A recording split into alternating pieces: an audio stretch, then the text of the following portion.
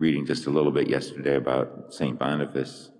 He's known as the Apostle of Germany, and when you read about his life, it sounds like St. Patrick is to Ireland, Boniface was to Germany.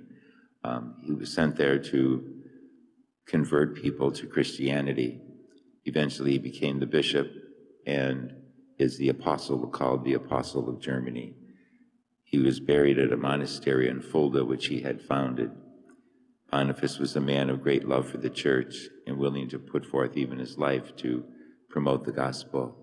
Ultimately, he was martyred by a whole gang of people who were just contradictory to Christianity. We see as we begin the reading from Tobit today, a man that we would all like to know. He was certainly a person who loved God and sought truth and righteousness, it says, all of his life. And here he is in a wonderful position where he sits down to a lavish meal that's been prepared for him. But we starts to think about fellow Israelites who are also out there, maybe with nothing to eat, and sends his son to go and invite one of them to dinner. And of course, on the way, Tobiah finds a man who's been murdered. And Tobit immediately gets up from the table to go and take the man's dead body and treat it with respect. And ultimately, in the evening, he will bury him. And this would have been a crime for him to do at the time, because there was such persecution of the Jewish people.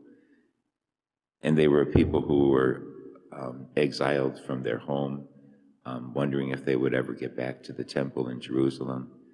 And Tobit and Tobiah, his son, were men who had great confidence that God was leading them and would ultimately bring them back home.